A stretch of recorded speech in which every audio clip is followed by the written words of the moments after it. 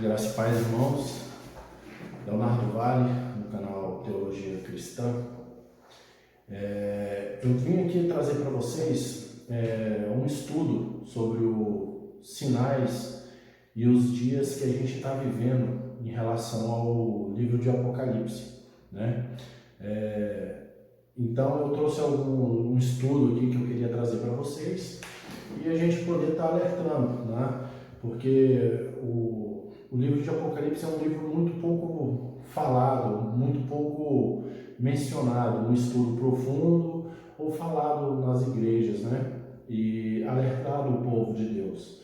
Então eu trouxe um estudo aqui que eu queria estar passando para vocês e que eu tenho certeza que vai te edificar, porque o tempo que a gente está vivendo hoje é um tempo muito de incertezas para muitos que não conhecem a palavra, né? E o livro de Apocalipse ele faz com que a gente se aproxime do Senhor, ele faz com que a gente esteja cada vez mais esperando a volta do Senhor, né?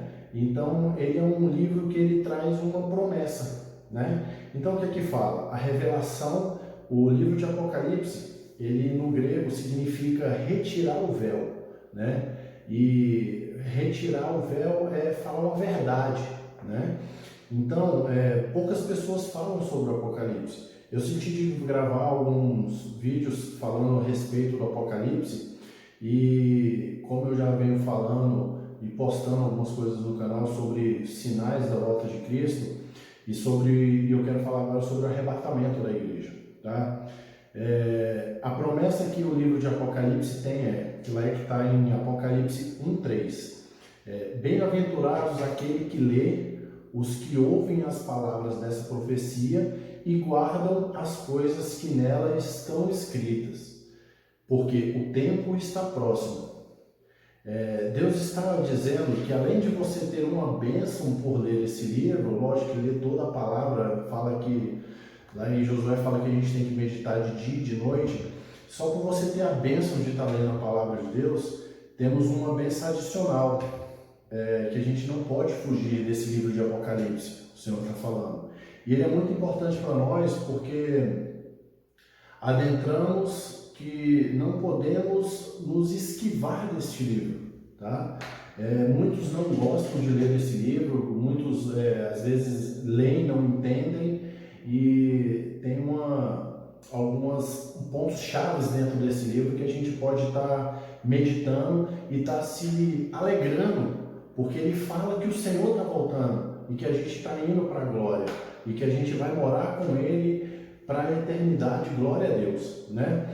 Então, o livro de Apocalipse vem nos induzir ao arrependimento, né? Porque quando você lê todos os livros da Bíblia, tem histórias no Antigo Testamento, histórias muito edificantes de como o povo de Deus ele se afasta e como Deus traz de volta o povo dele para próximo dele mesmo, e como o pessoal se afasta e sempre tem esse julgamento, e sempre teve a redenção, e sempre teve o povo se afastando, e sempre teve o Deus trazendo o povo de volta para a presença do Senhor, né?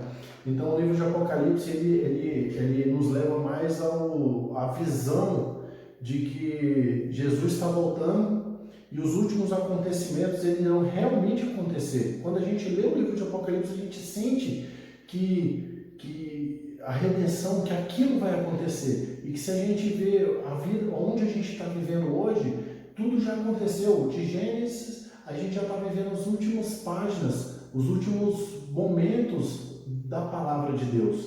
Ou seja, aqui eu quero abordar em qual momento a gente está vivendo do livro de Apocalipse, porque a gente já passou por todo o contexto da Bíblia. Então, nesse tempo de incerteza que a gente está vivendo, eu quero trazer para vocês aqui algumas partes que falam sobre ele. Então, ele fala que Jesus está voltando, né? Ele tem essa promessa e que aqueles que guardarem e perseverassem até o fim, esses iriam vencer, né? Agora, em que parte da história da humanidade estamos no ponto de vista profético? Quando nós estudamos a palavra de Deus em um todo, existem várias metáforas que devem ser levadas em consideração, que Deus fala, né? Mas existe uma que ela é essencial para o entendimento. Os dias em que estamos vivendo, elas fazem menção a essa metáfora sobre as 7 festas de Israel. A palavra Moedim, que significa festa, ela não é a festa que tem um significado no hebraico, que é Hag. Moedim, ela significa um ensaio, um encontro de Deus com o seu povo, né? Na verdade, cada uma das festas de Deus para Israel representa um momento do encontro de Jesus com o seu povo. E cada uma dessas festas, ela tem uma representação. E se vocês analisarem, mais para frente eu vou falar qual que é o meu pensamento em questão do arrebatamento, mas eu quero que vocês entendam esse contexto aqui. Essas festas que representam o povo de Israel e o encontro de Cristo, de Jesus com o seu povo, são essas. Primeiro, fala da Páscoa, das 7 principais festas do povo de Israel. A primeira é a Páscoa. A Páscoa é a festa que o cordeiro morria e representava a morte de Jesus. João Batista entendeu isso quando ele disse: esse é o Cordeiro de Deus que tira o pecado do mundo, né? A segunda festa é a festa dos pães asmos, que é a festa do pão sem fermento. Essa festa aponta para a morte de Jesus, não só para a morte como o sepultamento dele. Pela tradição judaica, o pai da família ele esconde embaixo da mesa o pão e quando ele tira, ele levanta para cima e fala assim: o pão, esse é o pão que veio da terra. O pão que veio da terra é Jesus, porque Cristo ele se fez carne para morrer pelos nossos pecados, ou seja, ele é o pão que veio da terra, né? Que ele veio do homem, ele não veio. Então, a terceira festa é a festa das primícias, tá? Paulo já dizia que Jesus é a primícia dos que dormem, né? Em 1 Coríntios 15, 20. Essa é a festa da ressurreição de Cristo. Ou seja, a gente já passou pela Páscoa, a gente já passou pela festa dos pães asmos e a festa das primícias, né? A quarta festa é a festa do Pentecostes. Quando entendemos que a Bíblia diz que quando se cumpriu o dia de Pentecostes, veio o Espírito Santo. Essa festa apontava para a vinda do Espírito Santo, o início da era da igreja, tá? E essa é a era que vivemos agora, a era da igreja. Tanto que a próxima festa é a festa que vai apontar o encontro que a igreja vai ter com Jesus, com o seu povo, tá? Então eu vou repetir aqui para vocês entenderem. A festa da Páscoa é o encontro de Jesus com o seu povo através da sua morte. A festa dos pães asmos é o significado profético da morte e do sepultamento de Jesus. E é o pão sem fermento, aquele que tinha pecado e morreu no nosso lugar. A festa das primícias diz respeito à ressurreição, né? A festa de Pentecostes diz respeito à descida do Espírito Santo, início da igreja, pois só a igreja, aqueles que creram que Cristo morreu e ressuscitou, e Ele é o único e suficiente Salvador, esse pode receber o Espírito Santo. O Espírito Santo, ele veio só para a igreja. Ele pode ser dado só para a igreja.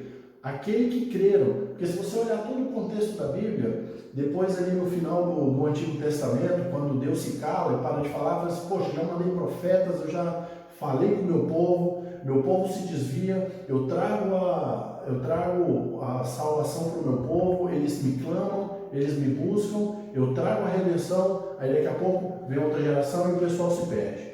Então, Deus ele fala assim, agora eu vou mandar o meu filho para com aquele que crê nele, esse sim será salvo, tá? E o Espírito Santo, ele só vem para a igreja, que somos nós, que cremos que Cristo morreu e ressuscitou para a redenção dos nossos pecados e que nós que cremos iremos viver com Ele na glória, tá? Então, a quinta festa é a festa de trombetas.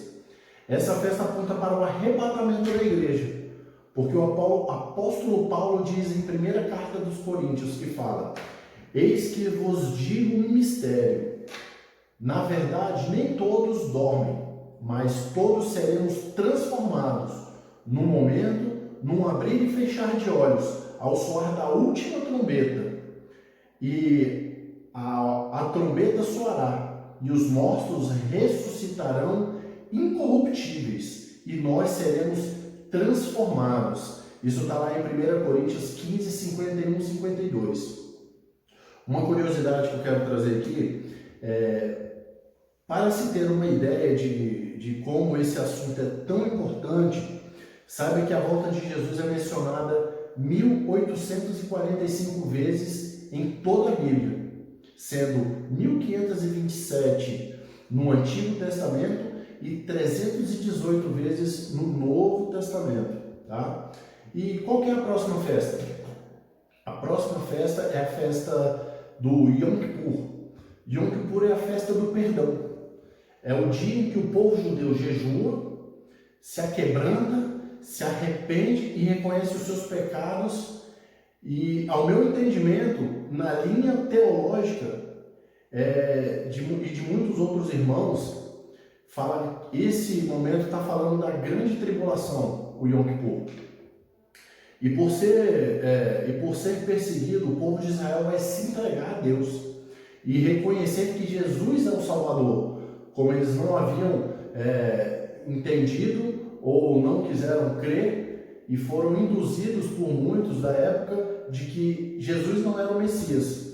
E a grande tribulação vem para que o povo de Deus se arrependa, o povo de Israel, porque a igreja já vai ter subido, certo? E por último, em sétimo, a festa dos tabernáculos. A festa dos tabernáculos ela fala do milênio, fala da habitação de Jesus conosco na terra. O apóstolo o apóstolo João, ele disse que quando Jesus nasceu, ele tabernaculou com a gente aqui na terra. No primeiro capítulo do Evangelho de João, no versículo 14, lemos da seguinte forma: e o Verbo se fez carne, e ele habitou entre nós. Agora você vê uma curiosidade, as traduções, se você pegar a essência da tradução do grego, porque o Novo Testamento ele foi escrito em grego, e Deus foi muito sábio em colocar esse entendimento para que você pudesse analisar, mergulhar nas Escrituras e ter a profundidade para entender essas coisas. A palavra no grego traduzida como habitou, neste versículo verdadeiro, é um neologismo. Neologismo é a associação de uma palavra com uma outra semelhante, tá? Criado por João, pois ele se relaciona, essa palavra ela se relaciona com casa, né? Habitação ou morada. Mas com tabernáculo, essa palavra se dá como skenosen, pretérito de um verbo criado a partir do substantivo skine, que significa tenda, tabernáculo. Portanto, se a gente pegar esse contexto em grego e fizer a tradução da seguinte forma, ele vai ficar assim: e o Verbo se fez carne e tabernaculou entre nós. Isso é maravilhoso, irmãos. Quando a gente começa a analisar, eu busco escutar muitas pregações, eu entendo as pessoas que entendem que o Cristo vai vir antes ou depois, durante a tribulação, enfim. Essa é uma linha de entendimento que eu tenho junto com outros teólogos, com irmãos pregadores da palavra que entendem, mas mais para frente a gente fala um pouquinho disso. Dessa forma, se a gente traduzisse ao pé da letra essa expressão usada por João, o evangelista ele não usou essa palavra por acaso. Além de demonstrar que com ela Jesus não somente peregrinou em um corpo humano durante 33 anos, ele não habitou nele permanentemente, mas sim tabernaculou. João dá a entender que essa palavra, ela existe uma ligação umbilical entre o seu nascimento e a festa dos tabernáculos, tá? Então a festa dos tabernáculos, ela representa a presença de Deus aqui na terra e sempre representou. Diz respeito aos mil anos que Jesus vai viver com a humanidade, regendo com um cetro de ferro, assim como diz a palavra, cetro de justiça. Então, para que você possa entender o arrebatamento, não esqueça, nós estamos vivendo a era da igreja. Já se passou a festa de Pentecostes, a próxima festa é o arrependimento, e não é a tribulação, não é o Yom Kippur, é a de trombetas. Essa é a primeira razão porque eu acredito que o arrebatamento vem antes da grande tribulação. Mas o capítulo que fala por excelência do arrebatamento da igreja está em primeira carta de Paulo aos Tessalonicenses 4 e 5. Eu vou sugerir aqui que você também possa ler, abrir a sua palavra e refletir essa palavra de uma outra perspectiva, tá? Porque Paulo ele explicou para os Tessalonicenses a respeito do arrebatamento. Por que ele fez isso? Por que ele estava explicando para os tessalônicos sobre o arrebatamento? Eu peguei um contexto aqui muito interessante que fala da seguinte forma.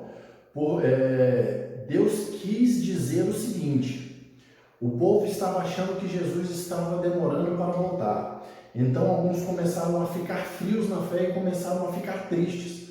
Algumas pessoas que eles amavam estavam morrendo e começaram a haver algumas dúvidas em meio ao povo. Se Jesus voltaria depois os amados, do que o povo amado, os entes queridos deles morreram, ou se eles iriam perder a ressurreição. Isso. Aí que Paulo deixa claro e começa a explicar tudo do evento do arrebatamento, tá?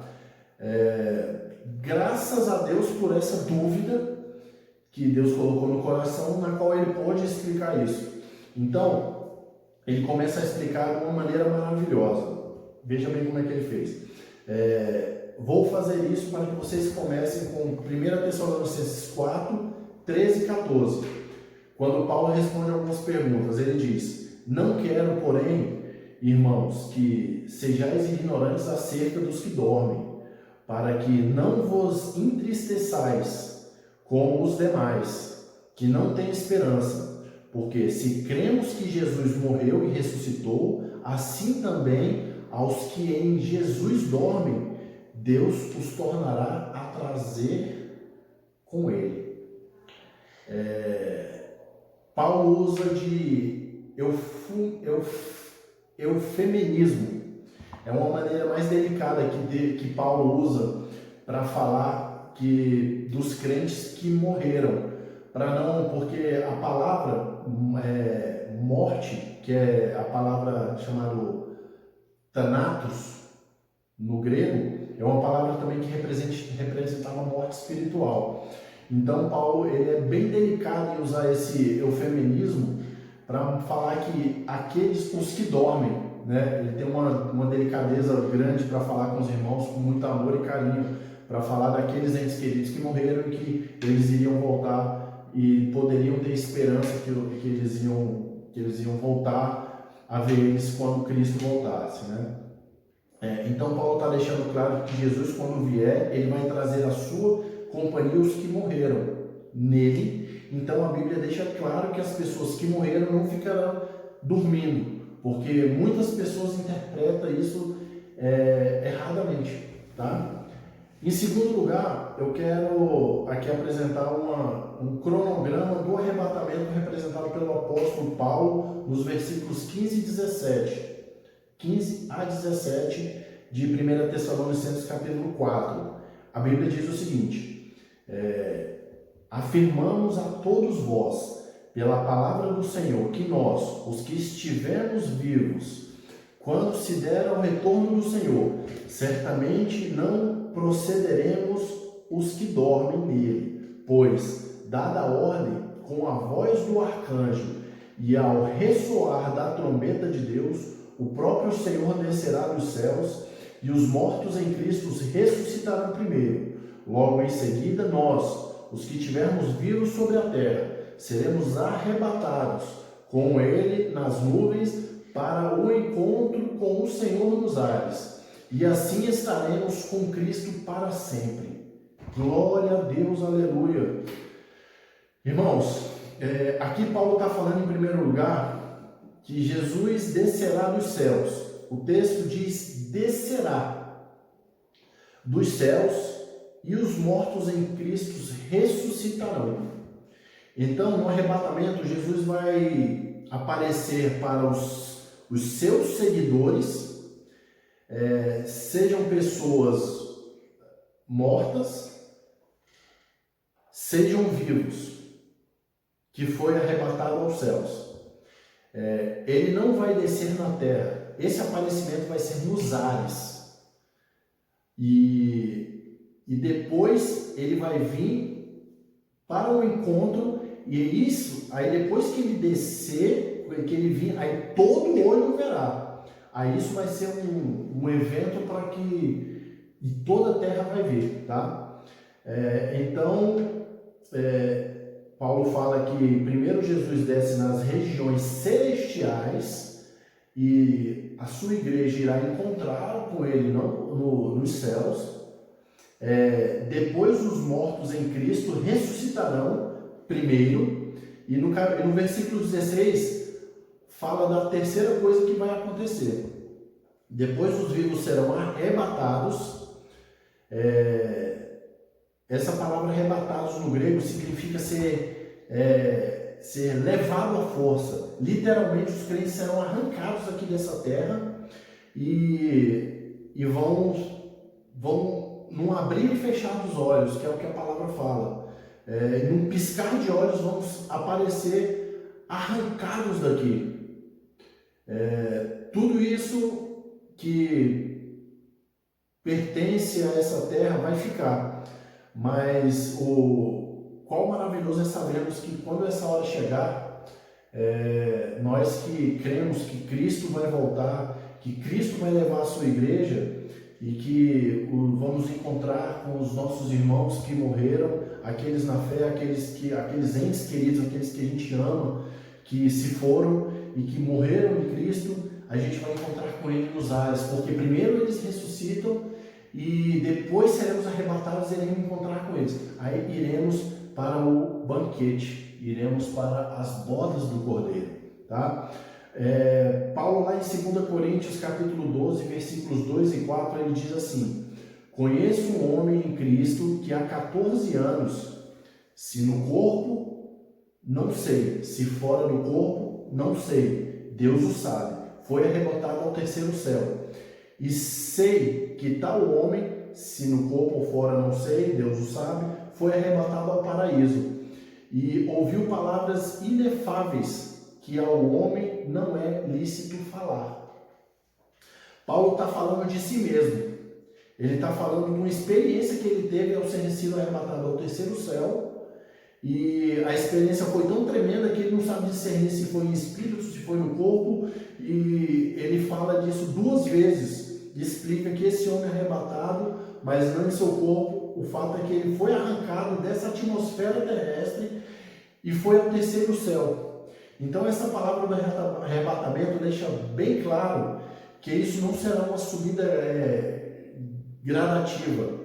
E tampouco será uma subida como, por exemplo, de um avião sobe, essas coisas.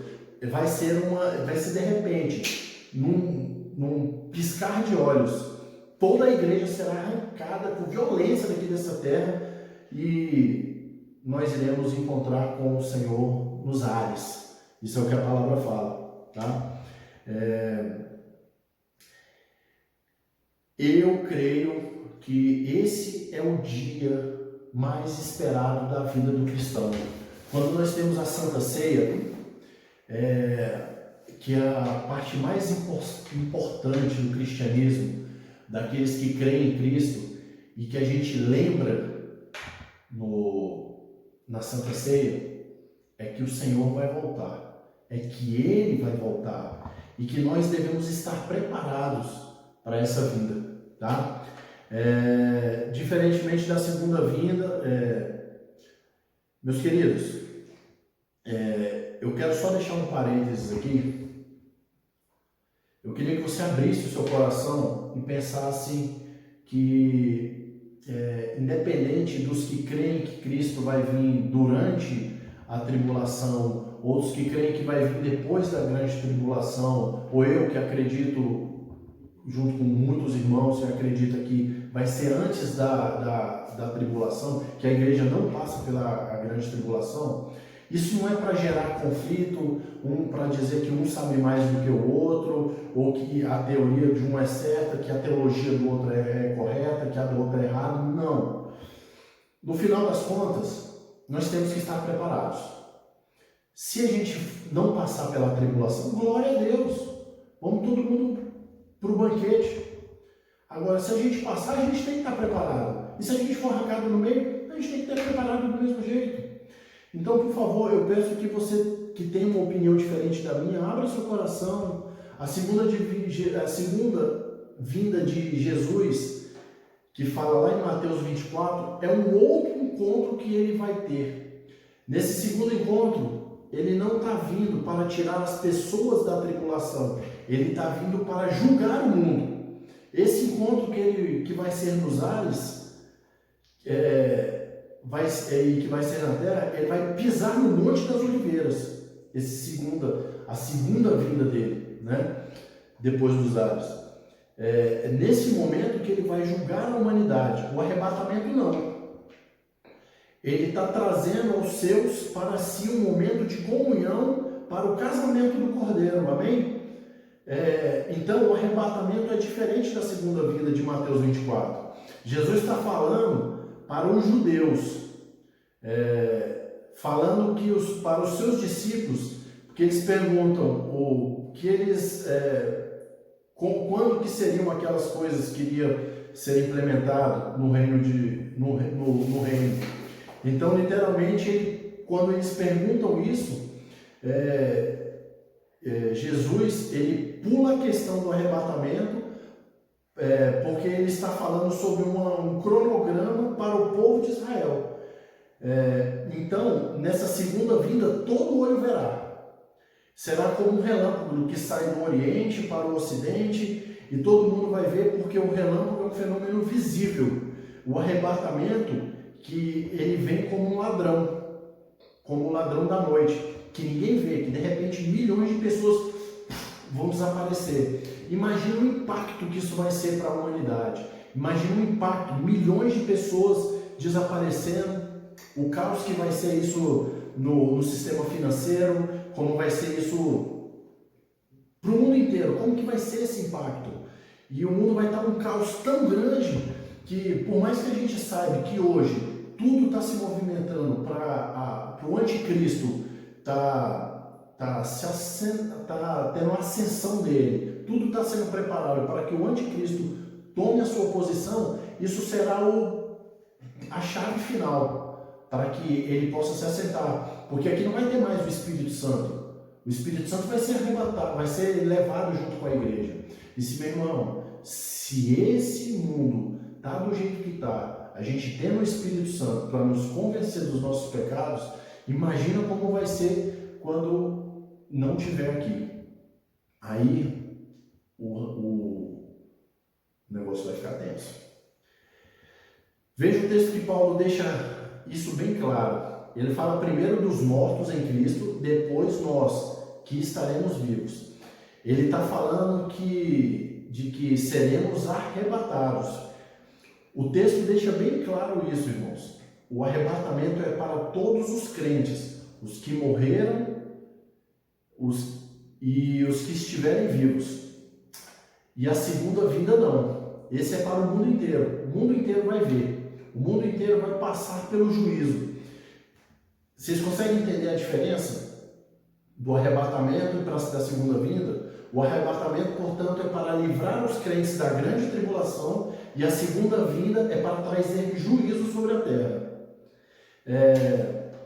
Então, na segunda vinda, Jesus vem, ele pisa na terra, no Monte das Oliveiras, como diz lá em Zacarias 14, versículo 4, que diz assim: e naquele dia estarão aos seus pés sobre o Monte das Oliveiras, que está de fronte de Jerusalém para o oriente, e o Monte das Oliveiras será ferido pelo meio, para o oriente e para o ocidente, e haverá um vale muito grande, a metade do monte se apartará para o norte, e a outra metade para o sul. Então a segunda vinda de Jesus aparece nos céus para todo mundo, ele desce, pisa no Monte das Oliveiras, que está diante do vale de Josafá, que significa o Senhor julgará, é o significado de Josafá.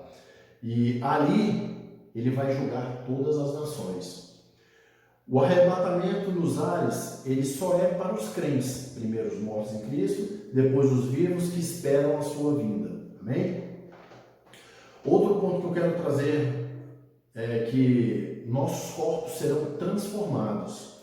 Em 1 Coríntios capítulo 15, versos 50 a 54, diz o seguinte: irmãos, eu lhes declaro que carne e sangue não podem herdar o reino de Deus, nem o que é perecível pode herdar o imperecível. Eis que vos digo um mistério: nem todos dormiremos, mas todos seremos transformados. Num momento, num abrir e fechar de olhos, ao som da última trombeta, pois a trombeta soará, os mortos ressuscitarão incorruptíveis, e nós seremos transformados. Pois é necessário que aquilo que é corruptível se revista de incorruptibilidade, e que aquilo que é mortal se revista de imortalidade. Quando, porém, o que é corruptível se revestir de incorruptibilidade, é o que é mortal, imortalidade. Então se cumprirá a palavra que está escrito: a morte foi destruída pela vitória. Glória a Deus. Então, você lembra quando Moisés pediu para ver a Deus? Ele falou que nenhum homem pode o ver sem morrer. Porque a carne deste corpo, que é corruptível, então para nós que possamos estar na presença de Deus, ele vai ter que ser transformado. Nosso corpo vai ter que se transformar para um corpo glorificado, como é o corpo de Jesus. Então, isso é uma coisa maravilhosa, irmãos. Quando eu comecei a fazer esses estudos, tem muitos anos que eu gosto, eu sou formado em teologia, e eu sempre fui apaixonado por escatologia, pelo sinal dos fins dos tempos, e toda vez que eu me aprofundava, eu vi um versículo novo, eu vi um estudo novo, eu fico maravilhado com essas coisas, de saber que algo dessa dimensão a gente está vivendo, e eu creio que essa nossa geração, que eu acredito que não vai durar muito tempo, a gente vai presenciar, a gente vai viver esse arrebatamento, a gente não vai experimentar a morte. Pelo menos esses que estão preparados para o arrebatamento. Lógico que no meio do caminho, até tudo isso acontecer, a gente, um ou outro Jesus pode levar antes, mas isso é algo maravilhoso que a gente está vivendo, irmãos. Quanto ao arrebatamento da igreja, é Deus vindo buscar o seu povo, Jesus vindo buscar aqueles que nele creem, aqueles que sem ver creram, como Jesus disse para Tomé: Tomé, porque você me viu, você creu? Bem-aventurados os que não viram e creram, né? O arrebatamento, ele é o prêmio que o Senhor Jesus está dando para aqueles que creram e esperaram, porque creram na sua vinda. Não. Então, irmãos, mas eu creio que já estamos vivendo no tempo em que os anjos já estão perfilados e que a última trombeta vai soar. E a voz do arcanjo, nós vamos ouvir essa trombeta. Agora, quando isso vai acontecer? Basicamente, existem 3 visões a respeito do arrebatamento, que são os pré-milenistas, e dentro dos pré-milenistas existem 3 visões, que significa da grande tribulação vem antes do milênio, né? O primeiro tem a visão pré-tribulacionista, que é aquele que crê que o arrebatamento vai acontecer antes dos 7 anos da tribulação, né? A segunda visão é o mid-tribulacionista, que eles defendem que o arrebatamento vai acontecer no meio da tribulação, e que é exatamente nos 3 anos e meio. E a terceira visão é a visão dos pré-tribulacionistas, ou seja, aqueles que creem que a igreja passará todos esses 7 anos de tribulação. Mas, queridos, eu venho aqui apresentar para vocês o propósito da tribulação. Por que eu acredito que a igreja não vai passar pela tribulação? Como eu falei, quem crê que vai passar no meio, que vai passar no final, isso não é motivo para a gente entrar em discordância, entrar em conflito, debate, não. Para a gente, o Apocalipse, o livro de Apocalipse, ele me deixa mais próximo, mais vigilante com os acontecimentos, com a vida de Jesus, né? O propósito da tribulação? A tribulação, segundo as Escrituras, ele tem 2 propósitos, né? O primeiro é em relação a Israel.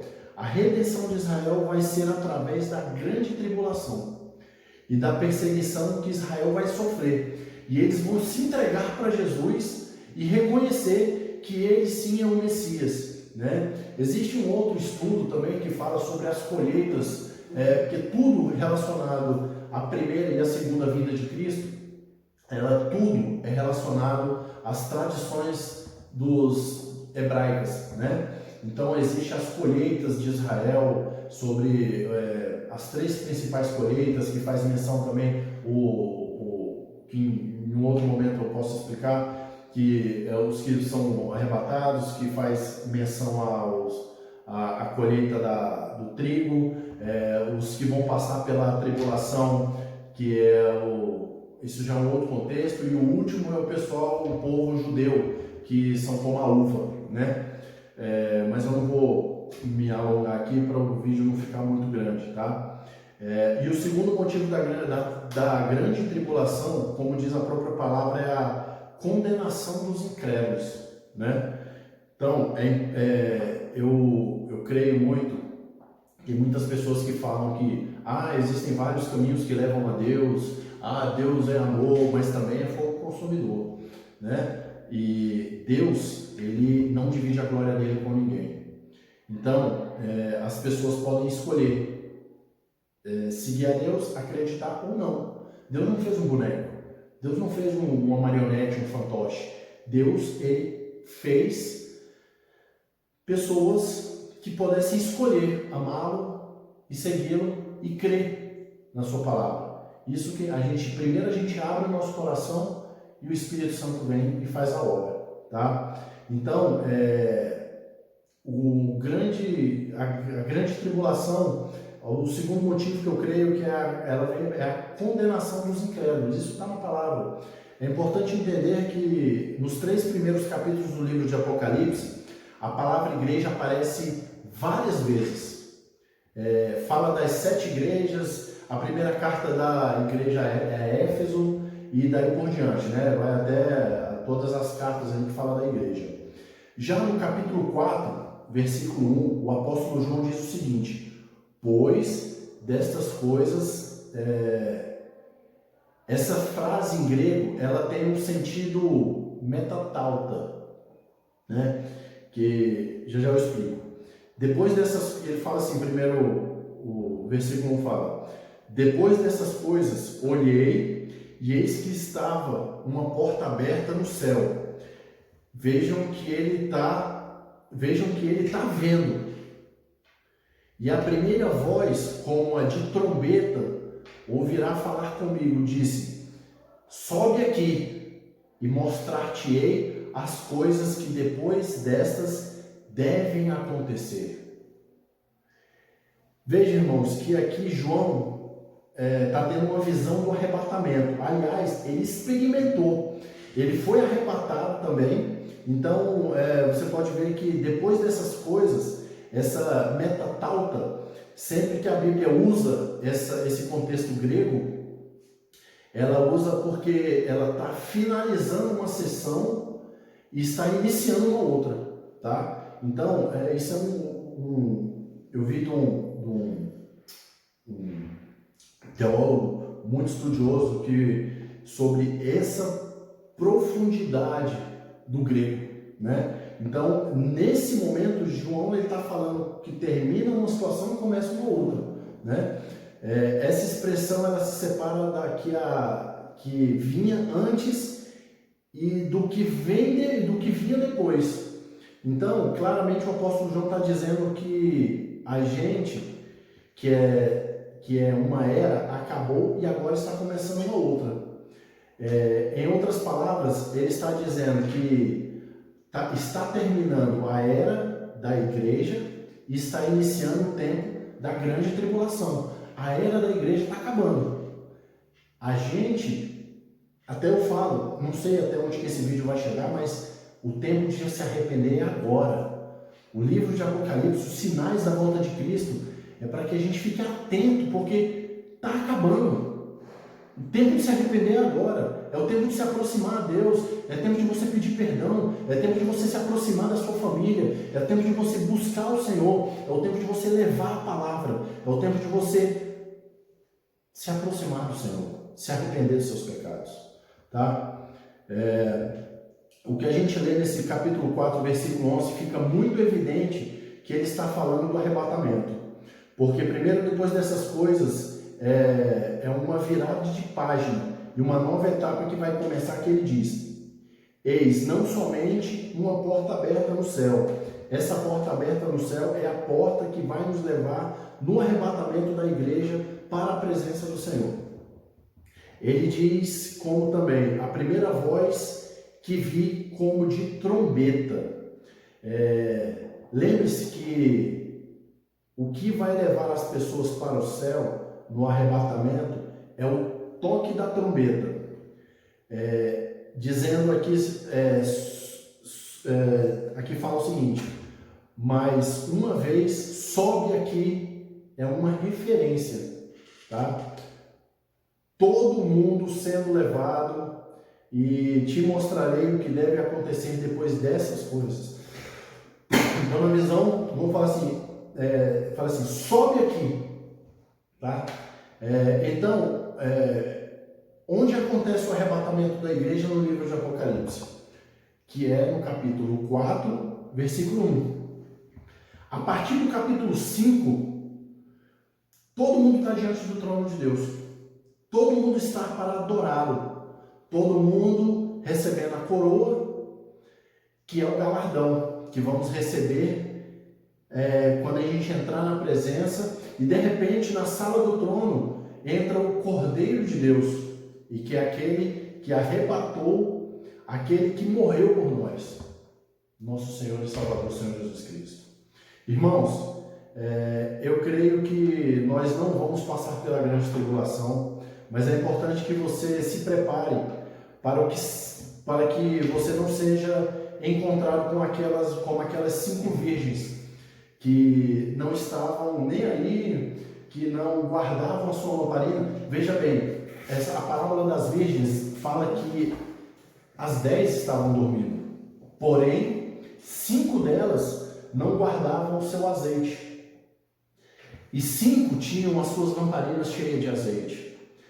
O azeite, ela representa a unção. Você tem que buscar a unção, você tem que buscar estar com a sua lamparina cheia, porque você vai estar dormindo, às vezes vai estar acordado, vai ser como um piscar de olhos, todos vão sumir. E aqueles que tiverem com as 5 virgens prudentes, que tiverem com o seu azeite, esse vai para as bodas do Cordeiro.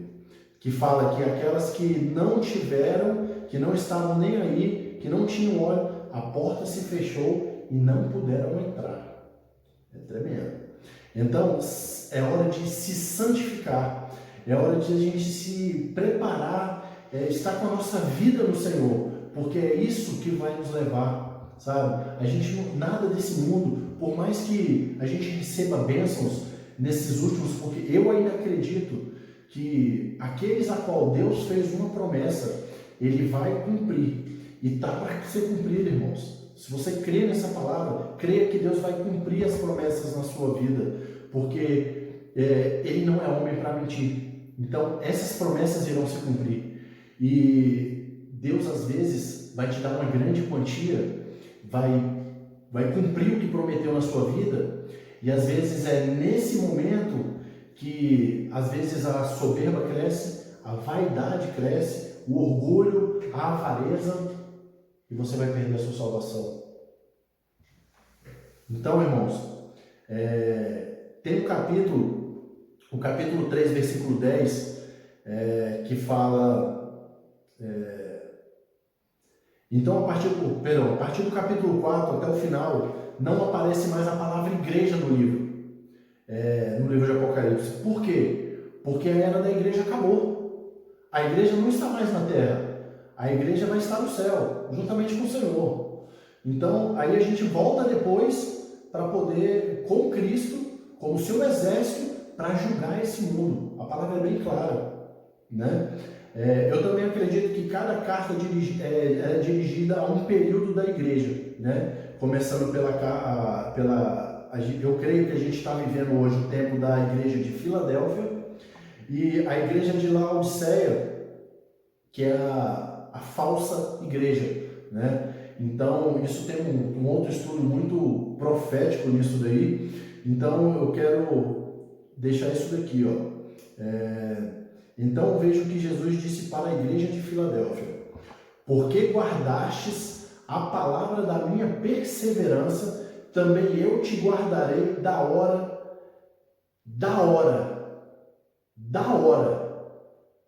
da provação, que há de vir sobre o mundo inteiro para experimentar os que habitam sobre a terra. Jesus está falando que a grande tribulação, e não está falando de qualquer tribulação, uma tribulação que o mundo inteiro vê.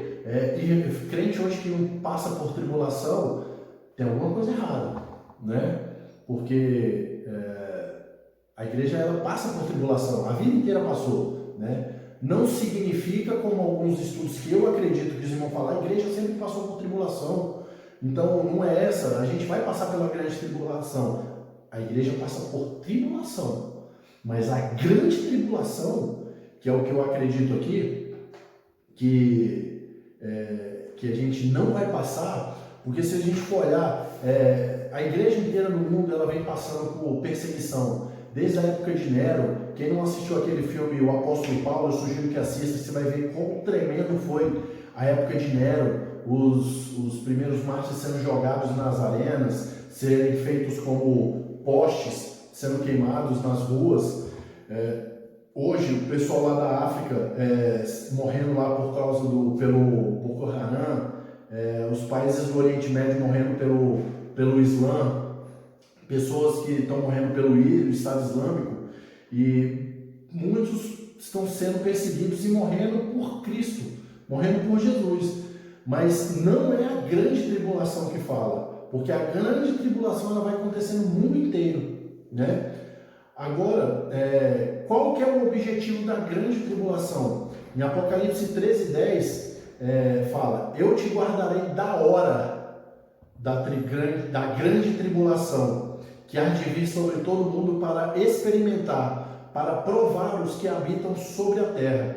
Então, queridos, é muito importante que você entenda a diferença que existe entre guardar da hora e guardar na hora, tá? Guardado na hora, Deus está conosco no meio da tribulação, como por exemplo lá na fornalha lá da Babilônia, que Sadraque, Mesaque e Abednego, Nabucodonosor olhou e viu um quarto homem lá dentro, semelhante ao Filho de Deus, que era o próprio Jesus ali. Isso é guardar na tribulação. Guardar da tribulação é o que vai acontecer. Agora, guardar da tribulação é arrancar. Aliás, a palavra no grego da hora é ektur, que é literalmente tirar fora, que é o que vai acontecer. Então, são algumas chaves que tem ali no livro escrito em grego que a gente consegue entender se estudar profundamente. Agora, explicando aqui, finalizando, hoje tem muito crente sendo perseguido, existem pessoas morrendo por causa do Evangelho, mas essas tribulações são diferentes. 2 Pedro capítulo 2, versículo 4 a 9, a gente lê o seguinte: ora, se Deus não poupou os anjos quando pecaram, antes precipitando-os no inferno, os entregou ao abismo de trevas, perseverando-os para juízo, e não poupou o mundo antigo, mas perseverou a Noé, pregando a justiça, e mais 7 pessoas quando fez vir o dilúvio sobre o mundo de ímpios, e reduzindo as cinzas das cidades de Sodoma e Gomorra, ordenou-as a ruínas completa, tendo-as postos como exemplo, e quando os vieram viver impiamente, e livrou o justo Ló, afligido pelo procedimento libertino daqueles insubordinados, porque esse justo, pelo que via e ouvia quando habitava entre eles, atormentaram a sua alma justa, cada dia por causa das obras de iníquas daqueles. E porque o Senhor sabe livrar da provação os piedosos e reservar sob castigo os injustos para o dia do juízo. Aqui o apóstolo Pedro está falando da grande tribulação. Ele está dizendo que Deus livra os seus e estabelece juízo sobre os ímpios. Ele tinha em primeiro lugar os anjos, que não foram poupados por causa da impiedade, foram lançados para o abismo do juízo, e depois ele cita o povo na época de Noé, que estava vivendo em pecado e foram julgados no dilúvio. Mas Deus protegeu Noé, e que ele não era um pregador da justiça. Ele e a sua família, mais 7 pessoas. Depois ele cita Ló, que habitou sobre uma terra absolutamente corrompida, e quando veio o juízo na cidade de Sodoma e Gomorra, foram destruídos, mas logo foi protegido. Aí ele termina o capítulo dizendo: porque o Senhor sabe livrar da provação. Então, meus irmãos, se você é um pregador da justiça, se você é uma pessoa que prega a palavra, que vive a palavra de Deus, que fica com o coração triste quando todas essas coisas estão acontecendo, todas essas injustiças, você tem a justiça de Deus, você crê que o Senhor está voltando. Paulo fala da iminência do arrebatamento em 1 Coríntios capítulo 15, versículo 52, que ele diz: no momento, num abrir e fechar de olhos, ao ressoar da última trombeta, a trombeta soará, os mortos ressuscitarão incorruptível e nós seremos transformados. Glória a Deus. E eu creio que vai ser assim, num piscar e fechar de olhos, ao soar da última trombeta, quem tiver preparado sobe, e quem não tiver, não sobe. Amém? E o que significa a última trombeta, para finalizar aqui? Não tem nada, irmãos, não tem nada a ver as trombetas do livro do Apocalipse e muita gente confunde esse soar da última trombeta com essa trombeta do livro de Apocalipse. É muito importante você entender um contexto da época, tá? Os soldados romanos estavam prontos para deixar o acampamento, isso faz essa analogia, tá? E ir para um outro lugar, e marchar para um outro local, e havia 3 toques de trombetas, tá? O primeiro toque era um comando do comandante para eles desarmarem a barraca. Eram 3 trombetas que eram soadas. O primeiro, desarma as barracas. O segundo toque era para que eles ficassem em posição, fazendo filas, aguardando a hora de marchar. E a terceira e última trombeta era o comando para começarem a marchar para fora do acampamento, seguindo a direção do comandante. Irmãos, eu creio que a primeira trombeta já tocou, que Jesus já falou, desarmem, se desapeguem dessa vida, se desapeguem das coisas desse mundo, fiquem preparados para vocês marcharem, para a gente ir juntos e caminhando, seguindo o nosso comandante e o nosso general, que é o Senhor Jesus. Esse é o nosso comandante, ele guarda e quer que nós vamos adiante com ele nessa marcha. Então, eu creio que essa é a menção da trombeta que fala, tá? Eu acredito que a segunda trombeta também já tocou, porque se você olhar para os sinais, os sinais falam para a gente ficar sóbrios. Os sinais, eu gosto muito sobre os sinais da volta de Cristo, porque os sinais me fazem ficar com os olhos abertos. Os sinais da volta de Cristo me faz ficar em alerta, porque aqueles que a gente escuta muito aquela frase, fala assim, a pessoa nadou e morreu na praia, né? Então, você ficar alerta aos sinais, os sinais da volta de Cristo, fala da segunda trombeta. Vamos ficar alerta porque a terceira trombeta vai tocar e essa trombeta fala para a gente marchar. Então, os sinais são a segunda trombeta. Então, isso é uma coisa maravilhosa, irmãos.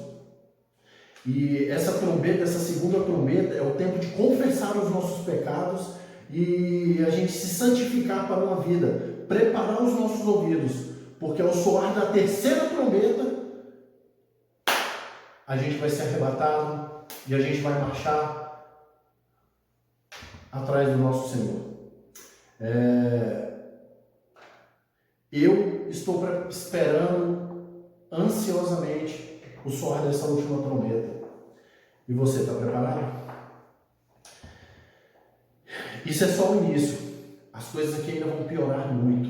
Vão piorar e eu não quero estar aqui para as coisas que vão acontecer, né? Bom, se vai acontecer antes ou depois do arrebatamento, eu creio que a igreja não passa pela grande tribulação.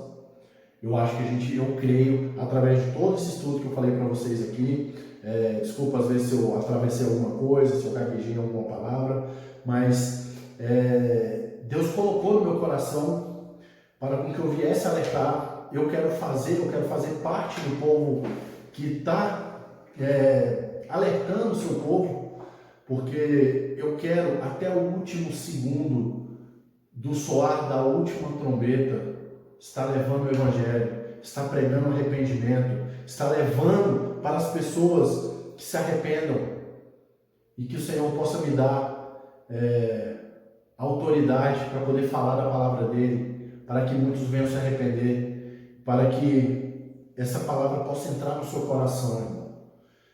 O Senhor está voltando. Isso tudo que está acontecendo, essa pandemia, Deus ainda foi misericordioso, por mais que existem teorias falando muitas coisas sobre essa pandemia que está acontecendo, Deus ele guardou o seu povo para que a gente possa estar em comunhão, buscando, o adorando, o louvando e se tirando tempo, porque o mundo, às vezes Deus ele tira a gente do meio para nos levar para o deserto, para a gente poder ter um tempo de reflexão. E às vezes esse é o tempo de reflexão, para a gente estar buscando a Deus, estar buscando em espírito e em verdade. Se arrependa dos seus pecados, o Senhor está voltando. O tempo da redenção está próximo. O Senhor já está às portas. Eu creio e que Deus possa abençoar grandemente a sua vida. E eu glorifico o nome do Senhor, porque Ele me deu a oportunidade dentre de bilhões de pessoas que já passaram e que ainda existem nesse mundo, Ele me deu a oportunidade de eu herdar a coroa da vida eterna, se eu for fiel até o final. E, irmãos, é hora de se desapegar das coisas desse mundo. A primeira trombeta já soou, a segunda já soou, e a terceira está para soar a qualquer momento. Eu agradeço a vocês. Quem puder levar esse vídeo, não busco ficar grande, famoso, de forma nenhuma. Aonde essa palavra puder chegar, eu quero que possa edificar a sua vida e a vida de alguém mais. Eu agradeço a Deus aqui e só o nome do Senhor seja hoje, sempre e eternamente louvado.